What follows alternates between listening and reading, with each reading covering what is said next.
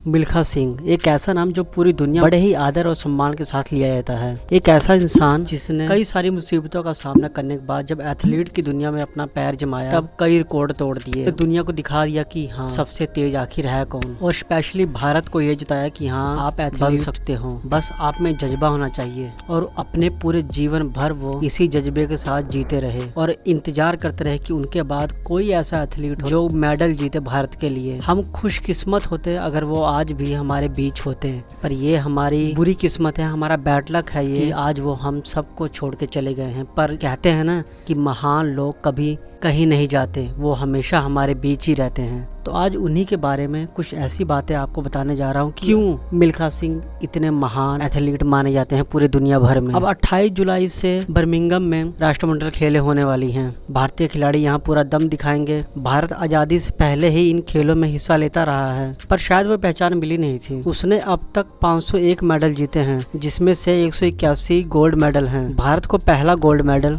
1958 में हासिल हुआ था, और इसे दिलाने वाला इंसान आपको मालूम भी नहीं कौन था, वो थे हमारे मिल्खा सिंह जी, यानी कि फ्लाइंग सिख। मिल्खा सिंह जी कार्डिफ 1958 में 440 यार्ड की रेस को जीत कर राष्ट्रमंडल खेल में गोल्ड मेडल जीतने वाले पहले भारतीय बने थे। स्टार एथलीट मिल्खा सिंह जी 440 का अंतर सिर्फ 46.71 सेकंड में पूरा किया था। इस जीत ने राष्ट्रमंडल खेलों में भारत की किस्मत बदल दी। इस इवेंट में Australia, England, Canada, Uganda, Kenya, Jamaica के बड़े बड़े एथलीट शामिल थे। मिल्खा सिंह जी फाइनल में जगह बनाने में कामयाब रहे थे। उनके लिए सबसे बड़ी चुनौती ये थी कि दक्षिण अफ्रीका के मैल्कम, जो 1956 में समर ओलंपिक में छठे स्थान पर रहे थे, हालांकि मिल्खा सिंह ने उन्हें हराकर गोल्ड मेडल जीत लिया था। और यही वो दौर था जब भारत को अपना पहला सुपरस्टार मिला था एथलीट में। भारत लौटते ही मिल्खा सिंह जी का बहुत ही बेहतरीन तरीके से स्वागत किया गया। उस समय के प्रधानमंत्री जवाहरलाल नेहरू जी ने बहुत ही सम्मान दिया, और नेहरू जी ने हमारे स्टार खिलाड़ी मिल्खा सिंह जी के अनुरोध पर ही अगले दिन सार्वजनिक अवकाश की घोषणा भी कर दी थी। यहीं से मिल्खा सिंह जी ने अपनी पहचान बनाई और दुनिया भर में उनकी रफ्तार की चर्चा होने लगी। वेल्स के कार्डिफ में राष्ट्रमंडल खेल 1958 में हिस्सा लेने से पहले मिल्खा सिंह देश के बड़े स्टार बन चुके थे।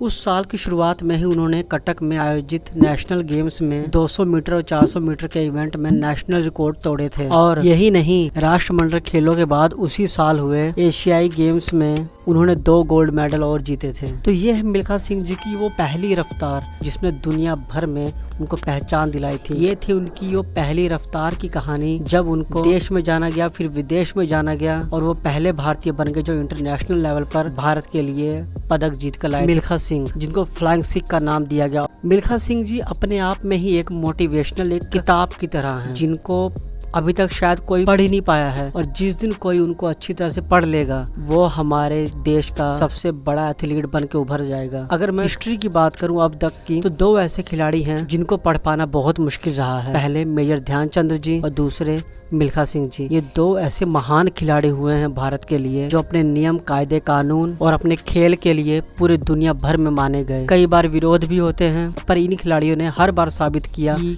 क्यों ये एक महान खिलाड़ी हैं। आज ये दोनों महान खिलाड़ी हमारे बीच नहीं हैं, पर नीरज चोपड़ा ने जैसे ही गोल्ड मेडल जीता था, उन्होंने बता दिया था कि ये मेडल उनके लिए नहीं, सिर्फ मिल्खा सिंह जी के लिए और उनके सपने के लिए था। और यही उम्मीद हमको अब राष्ट्रमंडल खेलों में भी है, जो अब कुछ ही दिनों में शुरू होने वाली है। और हमें उम्मीद है कि मिल्खा सिंह जी का जो सपना है उसको संपूर्ण रूप से पूरा राष्ट्रमंडल खेलों में हमारे भारतीय एथलीट जरूर करेंगे। आपका इसके बारे में क्या कहना है? आपका मिल्खा सिंह जी के बारे में क्या विचार है? मुझे कमेंट करके जरूर बताइए। बाकी अगर आप हमारे चैनल पर नए हो तो चैनल को सब्सक्राइब कीजिए, और किसी और भी खेल से जुड़ी अपडेट अगर आपके पास है तो आप मुझे मेरे इस इंस्टाग्राम अकाउंट पे उस अपडेट के बारे में बता सकते हैं। आज की वीडियो में बस इतना ही, बाकी मिलेंगे आपसे नेक्स्ट वीडियो में एक और अच्छे से बढ़िया से कंटेंट के साथ। चाहे वो अपडेट छोटी हो चाहे अपडेट बड़ी हो, आप तक जरूर पहुंचेगी। तब तक के लिए जय हिंद।